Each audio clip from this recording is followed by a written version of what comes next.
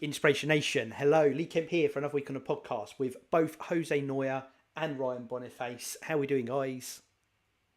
Very well, thank you. Brilliant. Glad. Live on TikTok with just Frizzle in the house. Just going to say Frizzle in the house and all that malarkey. Thanks, Frizzle. Not just Frizzle, there's loads on there. Jose Noya, Inspiration Nation. Stick it in your Google machine, TikTok and YouTube, and you'll get told when you're going live.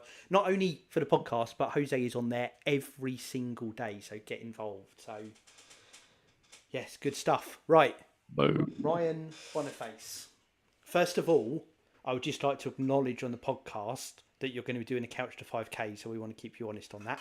Secondly, that's so naughty. Fuck you for that.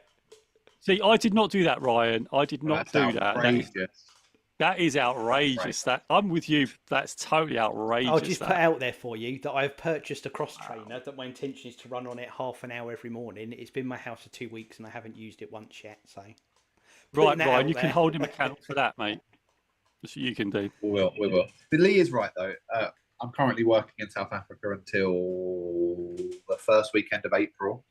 And upon my return, I think with the British Spring, I'm going to try and do a couch to 5K. And even just whether you, in seriousness, whether you do, whether you don't, whatever, the fact you've got that thought in your head, that's going to keep burrowing away at you and you're just going to keep thinking the right things to do. And it's saying this is my goal for this year is just to get a bit of exercise in because I'm terrible at it.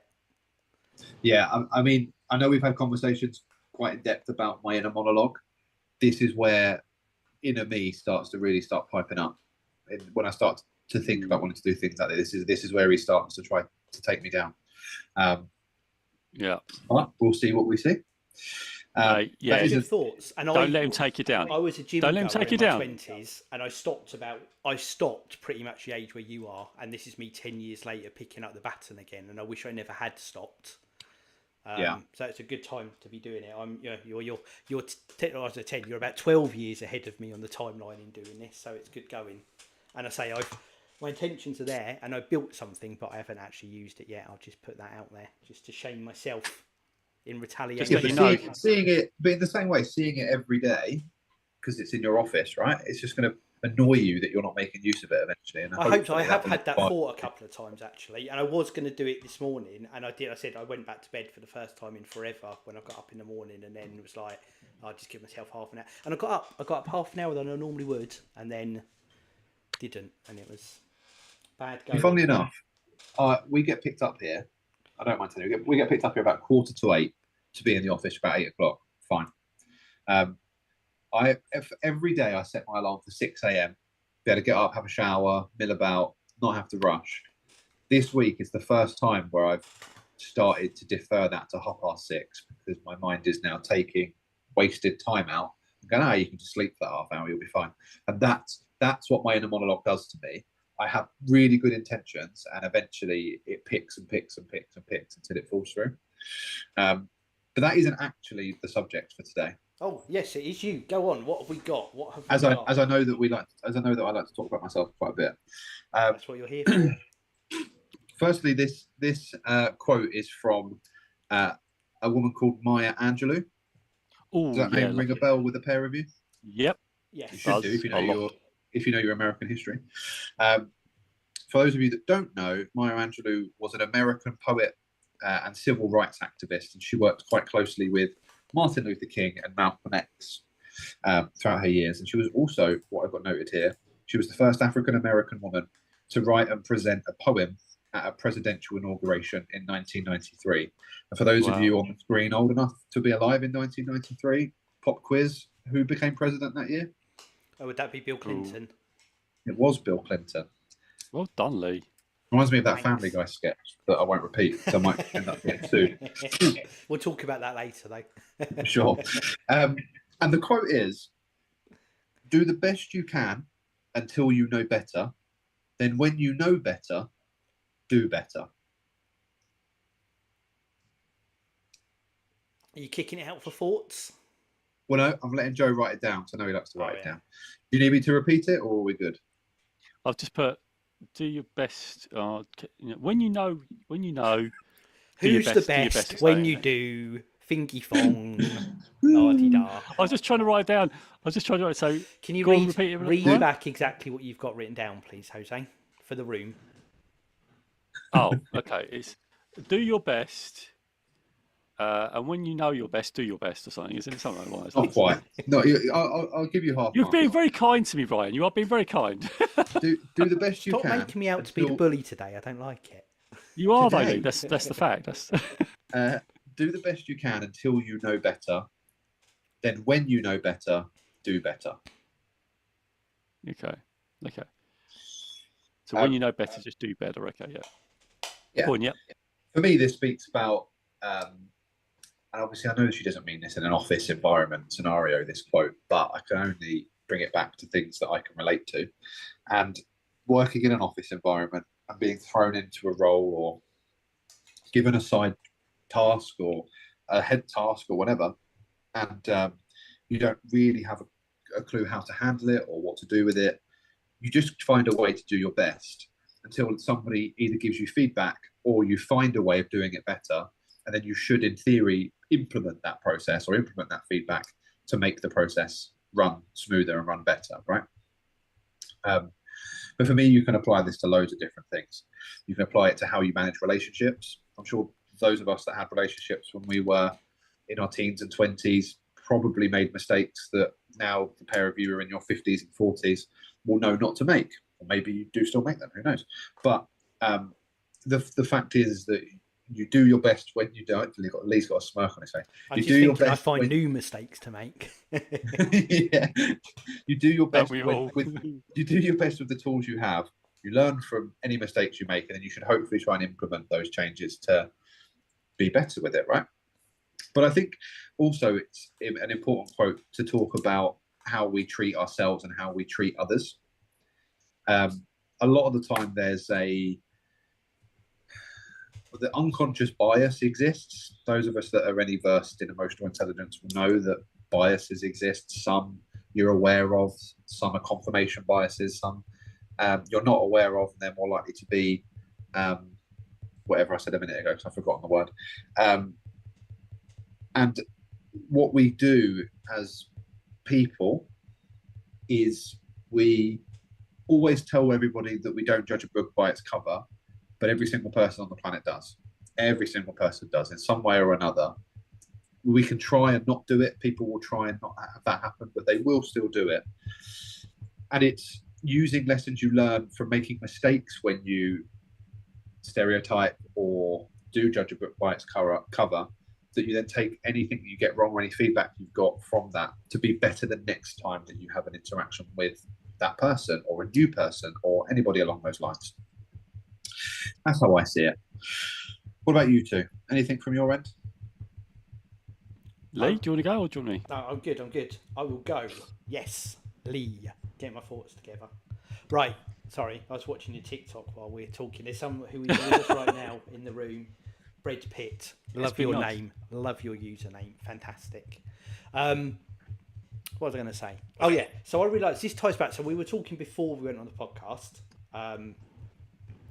And you were saying, Ryan, about turning 30. And I remember, I won't lie, I was joking earlier saying with you before, like you were saying that, turning 30, prime's over, what does it look like now, etc. All those sort of things. And I said to you that to me, my 20s was like my training wheels when I look back on it now. I don't, great experience, love all the things I did then, but it's not really, when I look at me then, that's not me now whatsoever. But I also remember having exactly the same thoughts about turning 30, 100%. And what I'd say is that it really resonated with me with your topic just there, because as I was in my 20s, whatever I was doing, I would have been trying my best, but chances are a lot of those things would not be how I would approach things now whatsoever in my life now. But my intention was always there. I'd have been, working hard what I was doing, trying for the right things in my personal life, trying to build things, whatever it is. But I didn't really know anything compared to what I know now. And I've just, like you said, you just continue to adapt and grow and learn. And it just really resonated with me with that conversation we had before, that it's probably the same for you, that, you're loads of things you're doing now. Remember, we talk really openly on here about all the things we're doing in personal growth and where we are. But in 10 years' time, you'll look back and be like, God, what was that? I'm so different now. And then it'll be more then another 10, and another 10, and another 10, all the way down the line. So one bit for me is that, yeah, just really stuck with that. And I think I've lived that it's always getting better. But then it's that openness that I now know 12 years after turning 30, that I probably still don't know even half of what I'm going to know or learn or experience and do, and just staying open to that and continue to, and knowing it's not a problem. Not to look back and cringe and be like, oh my God, the way I did that. Don't get me wrong, that still happens sometimes, but it's all part of the journey. I don't think you'll ever, or you're at the wrong place in your headspace if you ever get to a point where you think, right, I'm done and now I can just do this forever and look back on all my other stuff as being terrible. Yeah. Yeah, love all that. That's a random, I think. Hopefully it made some sense. I liked a couple of things because I think you don't know what you don't know. The unconscious competence model came to mind. When you sort of get that thing where you don't know what you don't know, and then you get to know what you know, right? Competence conscious or unconscious competence in the end. And I think there's a lot of value in this. And the other thing I wrote down was to be the learner, I put, because it's a lovely thing about when you get, like, when you can, as you get older, have that assumption that, I know that, and you don't know that. And I think we can all be guilty of that.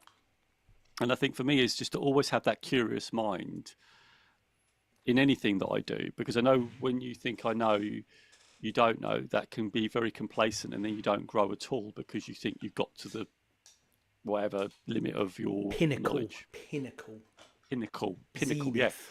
So that's what I'm saying about that. I was thinking of shout outs as well, like Andrea, thanks for joining. Brett Pitt, Jessica from all the way from America. I forgot, it's LA. Just wanted to give a shout out because I remember Brett. Yeah, you go, look, so Brett.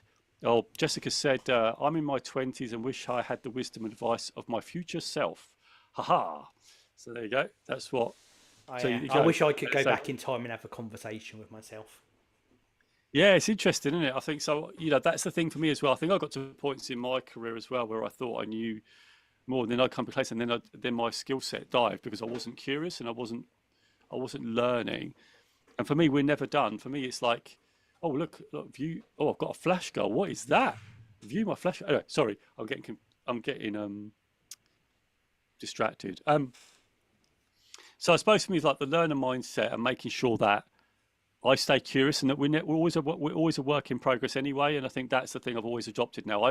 I'm more hungry to learn now than I've ever been, and now I'm in my 50s, right? Which is weird, right? Because you think as you get older, you might think, oh well, I actually feel more pressed to learn more now about my coaching, about different perspectives, having these conversations, and because I'm in the coaching world as well, I'm coaching leaders. I'm having really good quality conversations, really high quality perspectives from all different learning styles, different types of neurodiversity. I'm really learning so much in every single conversation. That's what I love about this role that I'm doing right now. I know where I got my lives. I was talking to you guys this morning. There was I can't repeat what it was to the guys, but this morning, you don't know what's going to happen when you go to a live stream, right? So Jessica, I had this live stream this morning. Someone asked me about this chicken and egg thing, and I just absolutely died laughing. I wish you'd been there, Frizzle, because I think you went off early, but oh my God, it was so funny. But that's what I love. Like, you just see a comment, you learn. There's some comments, you think, what is going on there? But yeah, it was just hilarious. But for all these experiences, and there was a lovely thing I read this morning that you should just do things when you're not ready. Just start. So that's what I've been doing. I've been, going live, take the gamble, go risk it for a biscuit. Just put yourself out there when you're not quite ready, right? I know I saw a little smile there, Lee.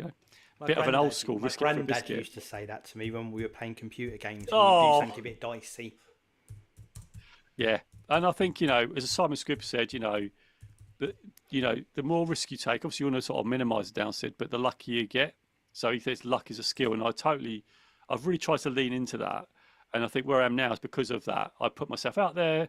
I've taken some risks. I've put in front of now I deliver coaching, training. It's brilliant. My life's in a really good spot right now, and all the things that I've achieved now. It's taken me 30 years to get where I am right now, but I'm in a really good spot. But I don't want to stop here. I want to keep growing as quickly as possible until the end. So that's where I'm at. I think that's the key message, keeping that mindset going. I think just random fact for you as well. Irish newspaper in 1966 published a story about a young boy who was caught stealing cookies from a delivery truck, which is the origin of the phrase "risk it for a biscuit."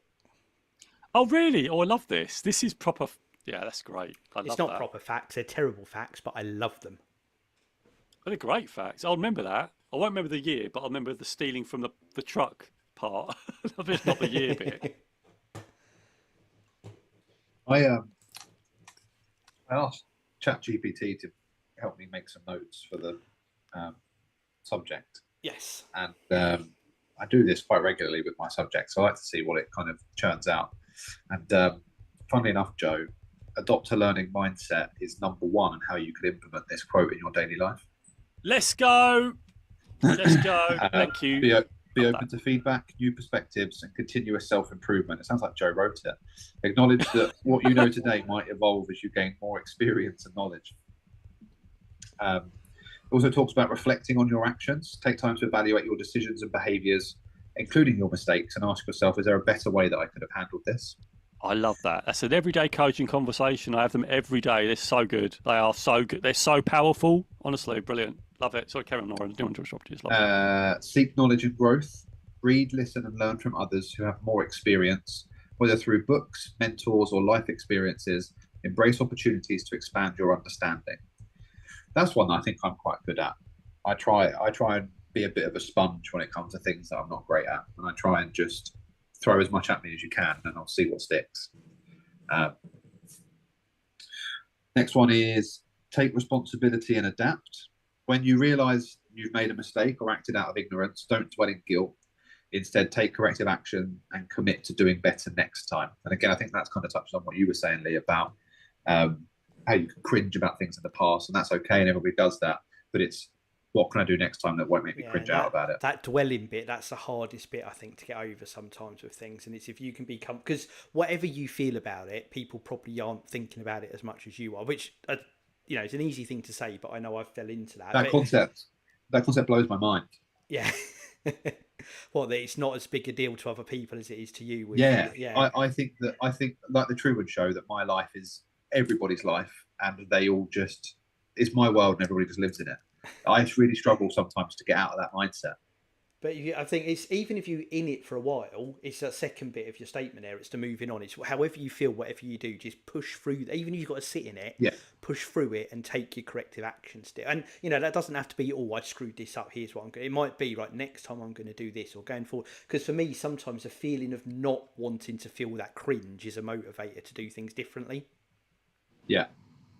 Oh, I love all this. This is such a great conversation. I just want to give a shout out to Frizzle and Brad Pitt for liking this live. They're going crazy. Like, we're up to 6.1, so they're loving the conversation. So any questions, please put it on the chat. Lee's in there.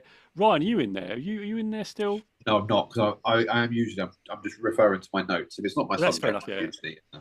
So Lee, you're in there, aren't you? So Lee's in there. I am in the room. So if you want to ask some questions, pop some questions in, and we'll have a little chat about them.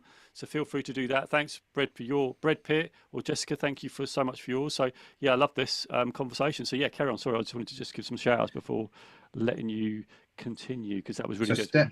Step 5, which is the penultimate step on the list, is treat others with kindness and fairness, recognizing that they too are learning and evolving. Be patient with yourself and others as you grow. And again, I struggle with this because I look at you two, and I think you two have got it. You two have got it all put together, and I'm nowhere near what either of you two are. But that's not. But then when I take a step back, talking to you guys separately or offline or whatever, you both tell me that isn't the case. But I think as somebody that, I think a lot of people that are younger look at people that are older, whether that's a father figure or their boss, or somebody that's older than them or more life experience than them, shall we say. And I've always looked at people like that, thought their lives are properly put together. Why isn't mine like that? But that isn't always the case, is it? So, in fact, it's actually a lot of times not the case at all. It's like no one's got it together. It is usually something going on. I love that. It's really good. And the last one is turn knowledge into action. When you learn a better way to communicate, work, or treat people, implement it immediately. Wisdom without action won't create change. Wisdom without, yes.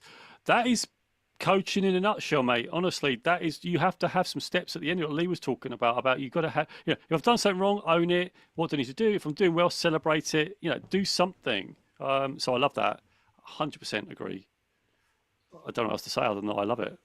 I just love it. Yeah, that's pretty much my subject in a nutshell. Yeah, it's so good. It's also true because this is why coaching is so powerful, because I'm coaching leaders every day, and these are the conversations. So what's even better if, right? What's even better if you made a mistake? What is it? What do you want to do to pivot, right? But I think you're right. I think sometimes it's like people get that sort of sharp shame. I've done it wrong. Because we've talked about Esley before, and I think Ryan, you were there as well. You might have been there, so I can't remember. But it's not. We care too much about what others think. We say, we fail in front of people. We don't like failing in front of other people. But actually, there's a lot of bravery doing that. And in fact, when I deliver, I always try and, I'm delivering coaching. I always try and recall the times when I got it wrong, because it just gives a bit of vulnerability and gives permission for others to say, look, I got this wrong too, because, life, you don't get everything right. And again, what's that quote? Show me a person who, show me a person who's never made a mistake and I'll show you someone who's done nothing. Like that's so such a powerful thing to me, that is so true. And I think we all get paralyzed by getting things wrong. Well, wake up. What's not working? So smell the coffee. You're going to make a mistake, and you're probably going to make one very soon. It's just whether you recognize it and aware of it, and then pivot on that. Because you still are going to make mistakes. That's just life, and that's how we learn. We have to own them. Hopefully not too massive, but we do make them. How are we going to pivot on that? So that's why I love coaching so much, because it helps you deal with that in a really safe way. So yeah, love all this. Love this conversation, Mike. It's a really good one. Love it. It's me done. That quote there, by the way, Jose, show me a person who's never made a mistake and I'll show you somebody who's never achieved much. And I'll give you both one guess as to who gave that quote. And there's 100 Inspiration Nation points at stake here if you get it right. Einstein. No. And Tony Robbins. You had one. Are they alive? Oh, I like. Are they alive? Hold on, I need to look this up now. We're doing like. Can anybody in the chat? Can you guess that one? Anybody in the TikTok chat? Can you guess that one? Let me know. This thing is 20 questions, isn't it? I've got to check if they're still alive. Hold on. They're still alive. Okay. Yes, they are still alive. So they're still alive. That means that the person isn't very well known. Not as well known as, like, I don't know, Aristotle or whatever, because Lee would know if they were alive or dead. Oh, okay. So good. He's going alive. I'm going to say Warren Buffett. No. Okay. Oh. Is it someone really famous, Lee? Yes. Would I know them? I'm going to say probably. Oh, okay. I don't know. It's a difficult one. Denzel Washington? You're literally just plucking names out of the air. No. I am. I'm just guessing. Bill Gates? No. Okay. Who is it? Joan Collins. Joan? Really? The author, Joan Collins? Yeah. Oh, that's awesome. No, I do know. Jackie Collins is the author. Joan Collins is the actress. No, Joan Collins is the actress. Yeah. Oh, sorry. Yeah. You're right. That in Dynasty fame. Yes. Correct. Look at that. I know that bit.